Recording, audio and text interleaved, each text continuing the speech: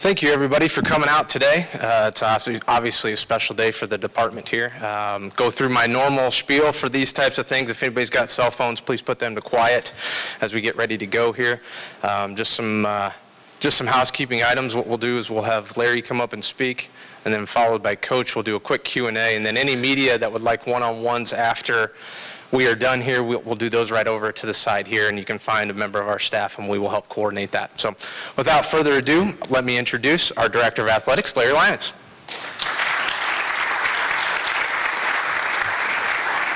Thanks, Mike, and good afternoon, and thanks to everyone for coming out today. In a few minutes, it'll be my pleasure to introduce our next head coach for our volleyball program, but before I do that, allow me to provide a little perspective on our search process. When we started this search, we knew that we had to speed up the timeline, and we needed to be very efficient in our search process. I'd like to thank Leah Bordner for managing the nuts and bolts of the search, as well as their insight and evaluation process. I'd like to also thank members of our leadership team for their assistance. We were very thoughtful, we were very thorough, even though we were pretty quick. We had good interest from a national perspective for this job. It's a very, very good volleyball job. However, we did target a select number of individuals that we felt matched our primary search criteria. Our goal was to find the best person to lead our volleyball program to MVC championships and to postseason opportunities. We looked for the best person to continue our strong record of academic success and personal development of the young women in this room and the young women who will join our program in the future. Our evaluation parameters touched all facets of the program. While there are too many to mention, let me highlight a few. A proven record of success, including head coaching experience, the ability to recruit skilled student athletes who will compete on the court and in the classroom, the ability to develop each student athlete to reach their potential on and off the court, and a good fit in this department on this campus and in this community. And you've heard me use the term before, but we're looking for a good teammate for this athletic department. Leah Johnson brings all of that and many intangibles. She played the game at a high level at Missouri State, and she always looked forward for her chance to compete in Redbird Arena. I must also say that she's admittedly a bit of a type A personality, and that's good. I see that as grit. I see that as passion. I am very excited that Lee has chosen to become a member of our Redbird family. Ladies and gentlemen, please welcome Leah Johnson.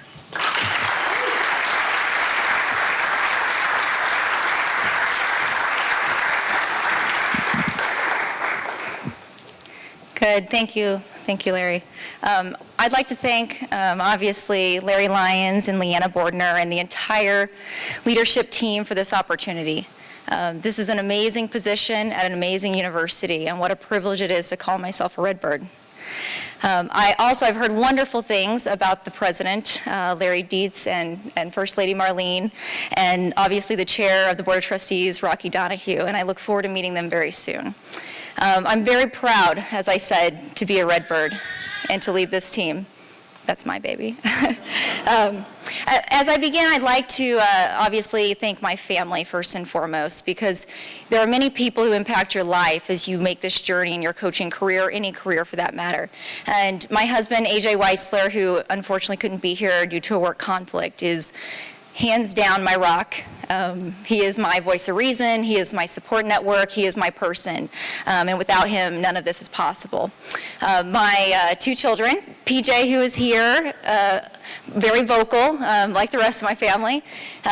My 11-week-old, and he's clearly content and excited to be wearing red. And my daughter, Edie Jo, who is 3, and she's home with her grandparents. I'm sure managing to trick them into giving her every sweet thing in the fridge. So she's doing her job well, just in time for me to get her back, of course. But they have added such a balance to my life. Being a mother is my greatest joy and my first priority. And I think it's given me perspective as a coach. It's reminded me that every moment you're in, to be very present, to be all there and in the moment. And my kids do that for me, and it allows me, when I'm with this family, to be very present and to be in the moment, because it passes so quickly. Seniors, you know what I mean, right? I would like to thank Dr. Hewitt and SIUE. It takes a great leap of faith to give someone their first head coaching job, and he did that for me. And Dr. Hewitt and the leadership, they lead a culture at SIUE that allows coaches to thrive and provides an amazing environment for student athletes and a great experience. And so it was a privilege for me to work under his leadership. I also want to thank my former assistants, Kendall Paulus, Luke Young, and Kevin Burr. I was very privileged to have great continuity while I was there, and they have challenged me in so many ways, but most importantly, they gave me friendship that will last a lifetime. From them, I am a better person. I also worked with a pretty special sports psychologist who helped me develop clarity in my coaching career, clarity in who I am as a coach, what my mission is, what my purpose, and what I stand for, and to her I'm very grateful. And I would like to say a thank you to the athletes that I had the pleasure to coach in 6 years at SIUE. I got to work with an amazing group of women who have allowed me to go through many growing pains as a head coach and find my way, and they are tremendous competitors and women of character, and I appreciate them for helping me be in this position today. I would like to share with you a little bit about me by way of telling you my coaching kind of journey, because I think when you hear what I have taken from each coach and why I'm so appreciative of them, it might shed some light for you as to what I stand for and who I am. My first job coaching was with Angela Quillen in Texas at UTPA, and she was someone who allowed me just to run with my voice. And I had to find my coaching voice, find my coaching confidence, and she gave me free rein right out of the gate, and I appreciate her for that. Debbie Brown at the University of Notre Dame. Debbie is the kind of person who lives her life in action. Every single day I got to witness Debbie show me and demonstrate the value of investing in relationships. The amount of time and the sincerity with which she spent giving to her student athletes, giving to her staff, and giving to the university was unparalleled. And I have tried my best to take and replicate that character trait. And then obviously Melissa Stokes, who I got to spend time with on both sides. I was a student athlete for her for 4 years, and she coaches with such a passion that I hope that I can show my student athletes.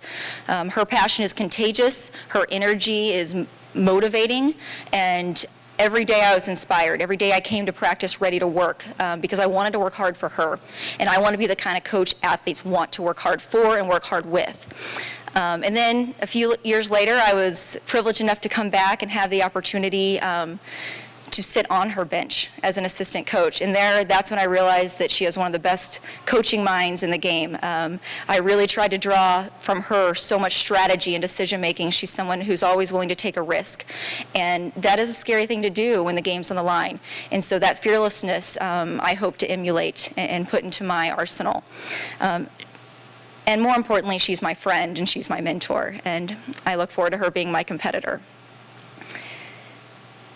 So as I look back, it was interesting as I was kind of putting this together. I thought, what appropriate timing that this week is the 45th anniversary of Title IX. And I look back and reflect on so many people that impacted my life were women. And especially at Missouri State that has such a rich tradition of strong women's athletics, from Dr. Mary Jo Wynn, Linda Dollar, and Melissa Stokes. And then I pivot and look at this opportunity, and I tell you, when I look at Illinois State and I look at the volleyball program, I see history, I see prestige, I see reputation, respect, and such amazing and strong support for women's athletics. As a coach of a women's team, that gives me so much pride, and I am so thrilled to be joining this family. And that is a principal reason of what I do. Then you look at the history of Illinois State. This was truly a program that pioneered for women's athletics. And you know, Linda Herman, the former coach in SWA, was here for nearly, or over maybe 30 years. Julie Morgan, championship after championship after championship. Sharon Dingman, who I had to play against for 4 years, and every time it was go to Illinois State and try to beat the Redbirds and have to listen to them chant every time they won a point. I'm welcoming that now, okay? And then obviously Melissa Myers, who I've really grown to admire and respect, and am just so thankful to her for providing such an amazing group of women that I get the pleasure to work with now. So as a coach, clearly I have a big charge because this tradition is rich and it's exciting, but I will tell you one of the things I am so excited about is a vision for the future.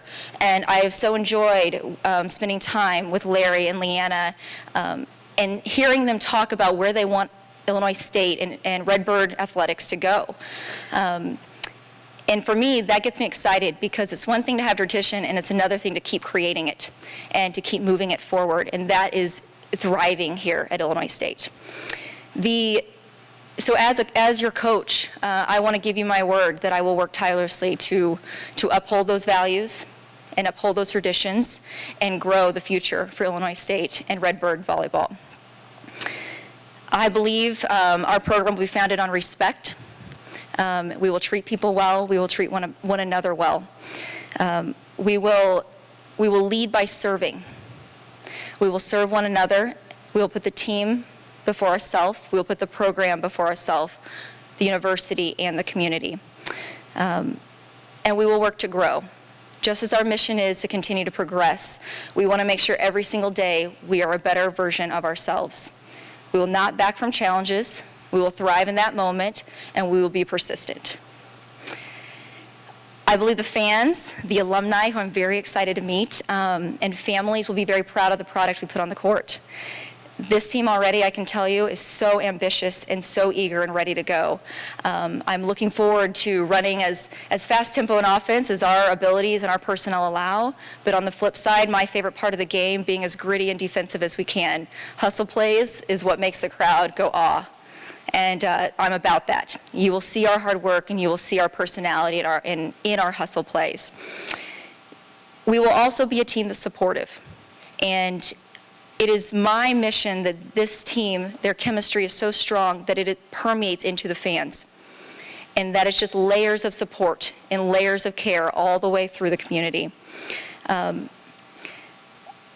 I'm very excited about this opportunity, but I can tell you, I didn't think I could get more excited until I met the team and I met the staff. What an exceptional group. And I know you guys have had the chance to know them. I've had 48 hours. So you've been in awe. I am in awe. And it's been amazing.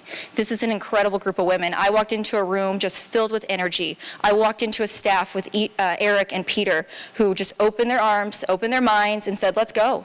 We're all in. Whatever it takes, we trust you. Good people making good choices and working hard together will get there. And it's such a privilege to serve and work alongside you guys. It's time to get to work. Go Redbirds!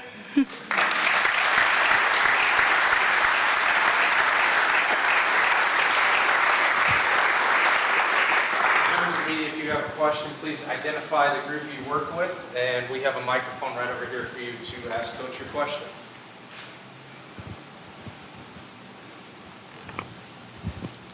Hi, I'm Randy Kindred from the Pantograph here in town. Just wanted to know how much of an advantage you think it is that you did play and coached at Missouri State, so you're familiar with the Valley, and will that be a benefit, you think, in everything you do here? Oh, let's hope so, right? Yeah, absolutely. I think it is an advantage. A big advantage, that will be seen. You know, I think what it gives me is I know how hard you have to work to win in this league. I know how deep this league. This is a major conference for volleyball. It is. And so with that being said, you have to recruit major athletes like the women in this room. You have to scout at a level that is elite every single day. You have to grind in the office. You have to grind on the court. So if anything, it gives me the understanding of the hard work it takes. And I believe each day you work so hard to improve that day, you should be prepared for that moment when it comes. And a little familiarity with styles obviously doesn't hurt. And I think I certainly have that. You know, it's same coach in Northern Iowa, same coach at Missouri State. You know, I can go through it. So that gives certainly an advantage.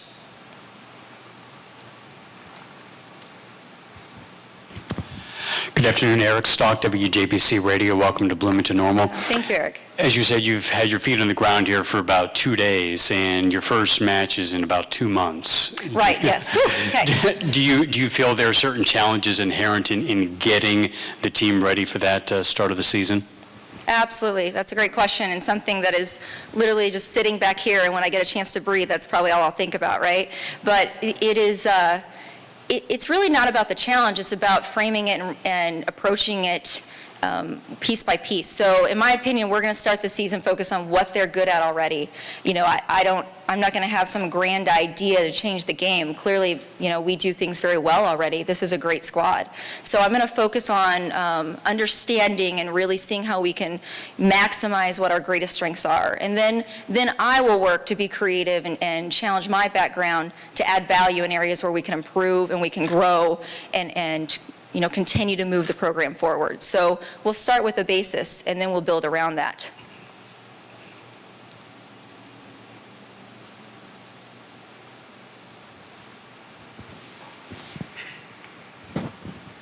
Yeah, you mentioned that you worked with a sports psychologist that kind of helped you find who you were as a coach. What's the biggest thing that process revealed to yourself, do you think? Yeah, that's a great question, and I would love to answer that. So the biggest thing for me was to trust what I know. You know, it's so easy when things aren't going well to assume there's a better answer or there's something different. And you will always collect new information. You will always try something when it isn't working over time, but not to knee-jerk. There's a reason success happens. There's always a process, and there's always a transition. And so once I realized that what I was doing was effective in certain areas, I really trusted it, and I stayed in the process, I stay in the moment, I stay in the day. I want to win today, and then we address tomorrow. And obviously you goal set, and you look at the big picture, and then you work backwards. But she gave me perspective because I'm a problem solver. I'm going to spend every minute trying to figure something out and find a better way and a better solution and a better option. And that's a great quality, but we also have to have consistency. We have to have things that we lean on and trust. And that's where her work with me really helped me kind of define my style. Any other questions for Coach? All right, well, thanks everybody for coming today. We appreciate it. And thanks again, Coach. Congratulations. Thank you. Go Redbirds.